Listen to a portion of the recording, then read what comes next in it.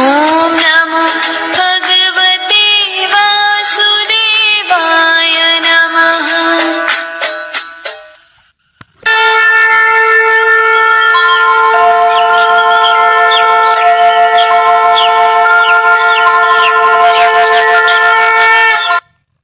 अथ पंचदशोऽध्यायः। Chapter 15. भगवानुवाच ऊर्ध्वमूलमघः शाखमश्वत्थम् प्राहुरव्ययम्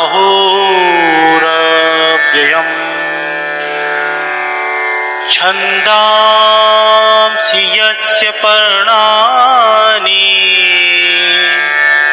यस्तं वेद स वेदवेत्।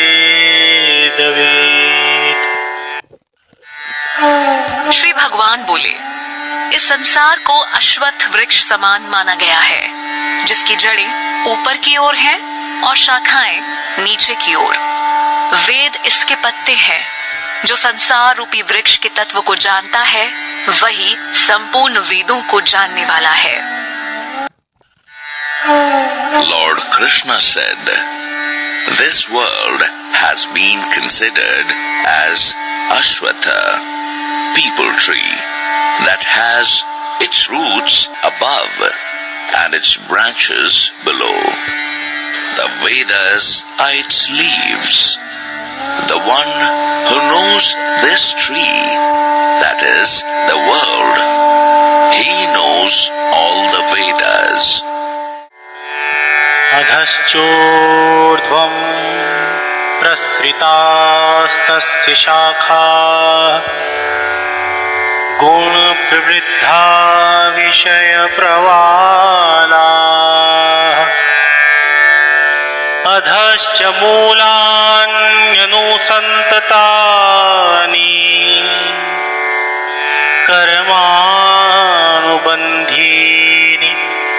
मनुष्यलोके।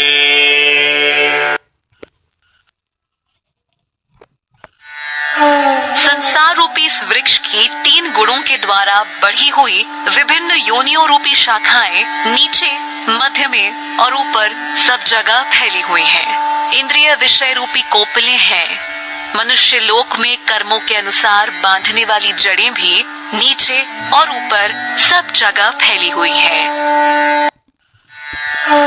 In this tree-like world, nourished by the 3 gunas, the different species in the form of branches are spread below, in the middle and above. The sense objects are the shoots, the roots that bind us according to our karma in this human world, are also spread everywhere above and below. न रूपमस्येह तथोपलभ्यते नान्तो न चादिर्न च सम्प्रतिष्ठा। अश्वत्थमेनं सुविरूढमूलम् असङ्गशस्त्रेण दृढेन छित्त्वा। ततः पदं तत्परिमार्गितव्यम् यस्मिन् गता न निवर्तन्ति भूयः। तमेव चाख्यं पुरुषं प्रपद्ये यतः प्रवृत्तिः प्रसृता पुराणी।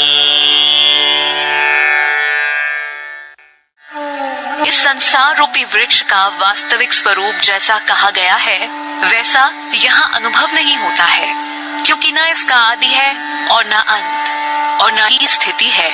इस अति दृढ़ मूल वाले अश्वत्थ वृक्ष को वैराग्य रूपी शस्त्र से काटकर उसके बाद उस परमात्मा रूपी लक्ष्य को खोजना चाहिए, जिसको प्राप्त होने पर पुरुष पुनः इस संसार में नहीं आते, जिससे इस अनादि संसार रूपी वृक्ष की उत्पत्ति और विस्तार हुआ है। मैं उसी आदि पुरुष परमात्मा की शरण में हूँ, ऐसा जानकर मनुष्य को उस परमात्मा की शरण में आ जाना चाहिए। The real form of this tree-like world, as described, cannot be experienced here, because it neither has its existence nor its origin or end. Having cut this firm-rooted Ashwatha tree with the strong axe of dispassion, then one should search for that supreme path, finding which he would not return to this world. I surrender to that primal Purusha from whom the flow of this beginningless world has evolved. Knowing this, one should surrender to that supreme self.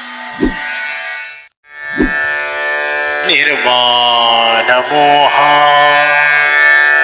जित संग दोषा अध्यात्म नित्या विनिवृत्त कामा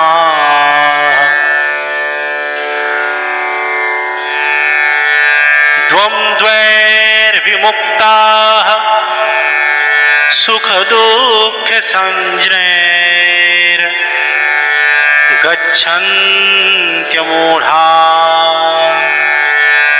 पदमव्ययं तत्। जो मान और मोह से मुक्त हो गए हैं, जिन्होंने आसक्ति रूपी दोषों को जीत लिया है, जो नित्य परमात्मा में लगे हुए हैं, जो संपूर्ण कामनाओं से रहित हैं, जो सुख दुख के द्वंद्वों से मुक्त हो गए हैं, ऐसे ज्ञानी पुरुष उस अविनाशी परम धाम को प्राप्त होते हैं। Those who are free from delusion and pride have won over the evils of attachment, are ever established in the Supreme Self, free from all desires, and are liberated from the opposites of joy and sorrow. Such wise ones attain that supreme eternal abode.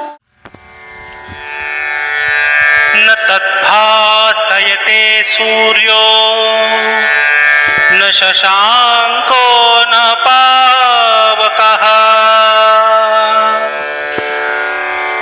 यद्गत्वा न निवर्तन्ते तद्धाम परमं मम। उस परम धाम को न सूर्य, न चंद्र और न ही अग्नि प्रकाशित कर सकती है। इसको प्राप्त कर जीव संसार में लौट कर नहीं आते। वही मेरा परम धाम है। That supreme abode cannot be illuminated by the sun, moon, or fire, attaining which the beings do not return to this world. That is my supreme abode. ममैवांशो जीवलोके जीवभूतः सनातनः मनः षष्ठानीन्द्रियाणि प्रकृतिस्थानि कर्षति। इस संसार में प्रत्येक शरीर में स्थित जीवात्मा मेरा ही सनातन अंश है। इसलिए वह प्रकृति में स्थित मन और पांचों इंद्रियों को आकर्षित करता है। It is an eternal part of me, which is stated in the form of the embodied soul in every body of this world. Therefore, it attracts the five senses and the mind which is established in Prakriti. शरीरं यदवाप्नोति यच्चाप्युत्क्रामतीश्वरः गृहीत्वैतानि संयाति वायुर्गन्धानि वाशयात्। जैसे वायु अपने साथ सुगंध को ले जाती है, वैसे ही जीवात्मा शरीर को छोड़ने के बाद मन सहित इंद्रियों को ग्रहण करके अन्य शरीर में चली जाती है। Just like the wind takes with it the fragrances away from their sources, similarly, the embodied soul carries the mind and the senses with it and moves to another body after leaving this body. श्रोत्रं चक्षुः स्पर्शनं च रसनं घ्राणमेव च अधिष्ठाय मनश्चायं विषयानुपसेवते।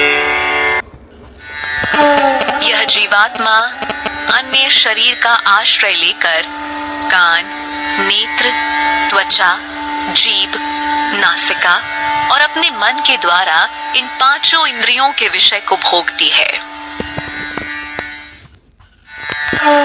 This embodied soul dwells in the other body, and by presiding over the ears, eyes, skin, tongue, nose, and its mind, it enjoys the sense objects.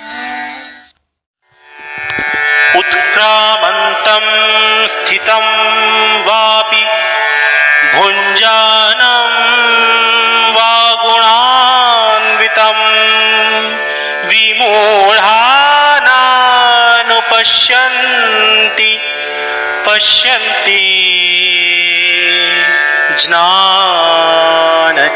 ज्ञानचक्षुषः। जीवात्मा को शरीर को त्यागते हुए या शरीर में स्थित रहकर प्रकृति के तीनों गुणों के अधीन विषयों का भोग करते हुए अज्ञानी लोग नहीं समझ सकते, परंतु ज्ञान चक्षु वाले पुरुष इसका अनुभव कर लेते हैं। The deluded ones cannot understand the embodied soul as the one discarding the body, or as the one experiencing the sense objects subject to the three gunas of Prakriti while dwelling in the body. But the wise ones with the eyes of wisdom do understand. यतन्तो योगिनश्चैनं पश्यन्त्यात्मन्यवस्थितम् यतन्तोऽप्यकृतात्मानो नैनं पश्यन्त्यचेतसः। साधनारत योग के अभ्यास में प्रयत्नशील पुरुष अपने हृदय में स्थित आत्मा को देख सकते हैं, किंतु अशुद्ध चित्त वाले और अज्ञानी लोग यत्न करते हुए भी इसे नहीं देख सकते। The yogis practicing yoga and sadhana are able to realize the self-established in their hearts. But the deluded ones with impure minds are unable to understand this in spite of their best efforts. यदादित्यगतं तेजो जगद्भासयतेऽखिलम्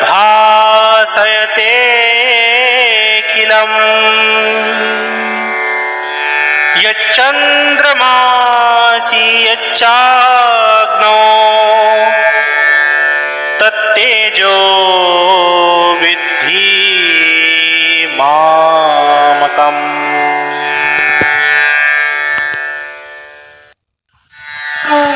सूर्य में स्थित तेज जो संपूर्ण जगत को प्रकाशित करता है तथा जो तेज चंद्रमा और अग्नि में है, उस तेज को तुम मुझसे ही उत्पन्न हुआ जानो।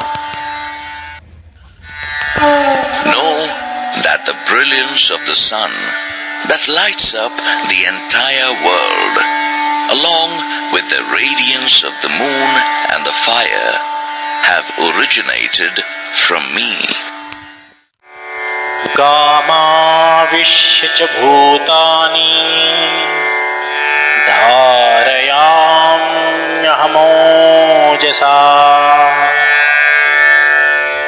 पुष्णामि चौषधीः सर्वाः सोमो भूत्वा रसात्मकः। मैं ही पृथ्वी में प्रविष्ट होकर अपनी शक्ति द्वारा समस्त प्राणियों को धारण करता हूँ और मैं ही चंद्रमा द्वारा समस्त औषधियों में जीवन रस बनकर उनका पोषण करता हूँ। I am the one who enters the earth and supports all beings through my energy, and it is me alone who becomes the moon and nourishes the medicines, plants. अहं वैश्वानरो भूत्वा प्राणिनां देहमाश्रितः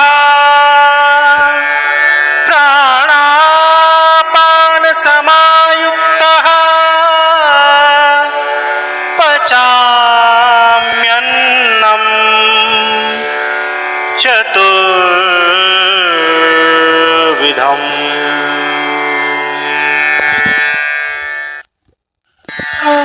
मैं ही समस्त प्राणियों के शरीर में पाचन अग्नि के रूप में स्थित हूँ और प्राण वायु और अपान वायु के साथ संतुलन रखते हुए चारों प्रकार के अन्नों को पचाता हूँ।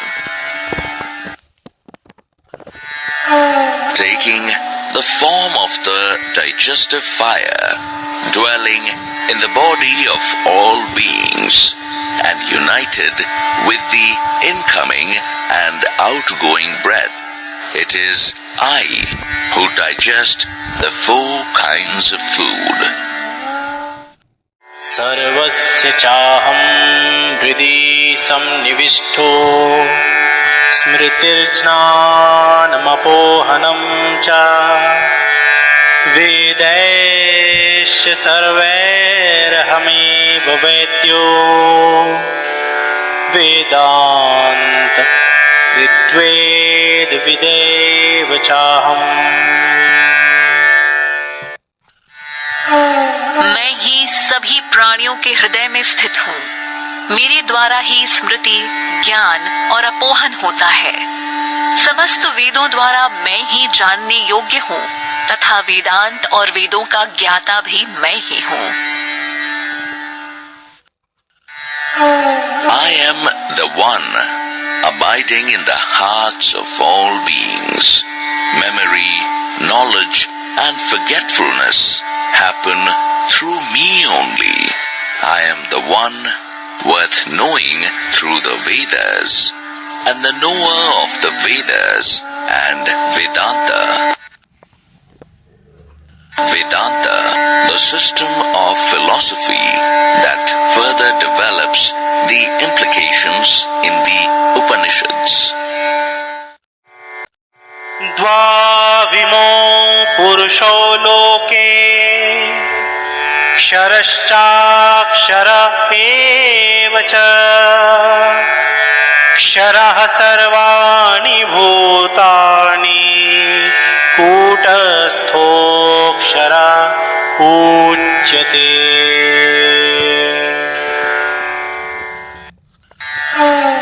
संसार में दो प्रकार के पुरुष हैं, क्षर नाशवान और अक्षर अविनाशी। समस्त प्राणियों के शरीर नाशवान है और समस्त प्राणियों में बैठी जीवात्मा को अविनाशी कहा जाता है। There are two types of Purushas in this world, the perishable and the imperishable.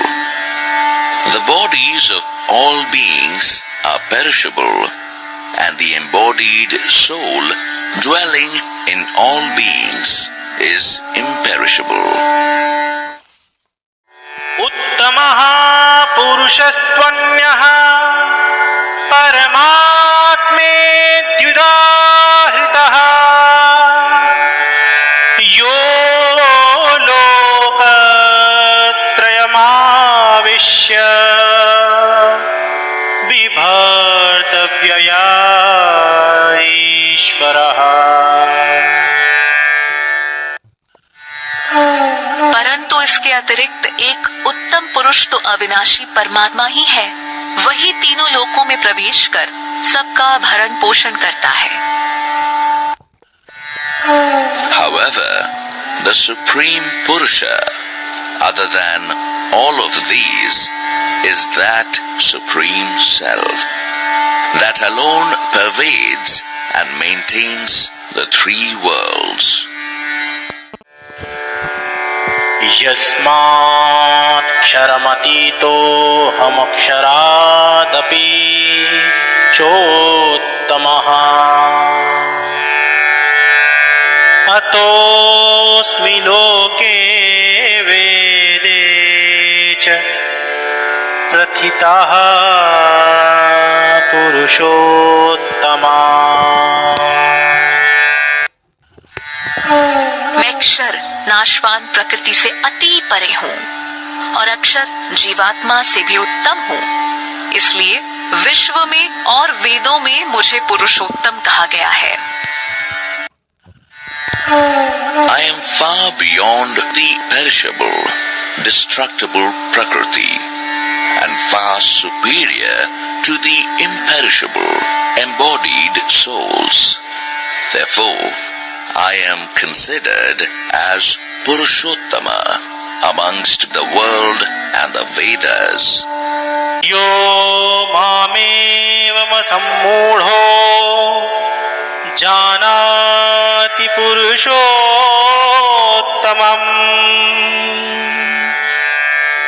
स सर्वविद् भजति मां सर्वभावेन भारत। हे भारत, जो संशय रहित मनुष्य मुझे पुरुषोत्तम के रूप में जानता है, वह पुरुष सब कुछ जानकर सब प्रकार से मुझे ही भजता है। O Bharata, the ones free of delusion who realize me as Purushottama, knowing all, they worship me alone in all ways. इति गुह्यतमम् शास्त्रमिदमुक्तं मया नघ एतद् बुद्ध्वा बुद्धिमान् स्यात् कृत्यश्च भारत। हे अनघ, इस प्रकार यह अत्यंत गोपनीय शास्त्र मेरे द्वारा कहा गया है। हे भारत, जो मनुष्य इसको इसी प्रकार जानता है, वह बुद्धिमान और कृतार्थ हो जाता है। O Anagha, this most secret teaching has thus been imparted by me. O Bharata, the one who knows this in the same manner, he becomes wise and his mission in life is accomplished. ओम तत्सदिति श्रीमद्भगवद्गीतासूपनिषत्सु ब्रह्मविद्यायां योगशास्त्रे श्रीकृष्णार्जुन संवादे पुरुषोत्तमयोगो नाम 15 अध्यायः।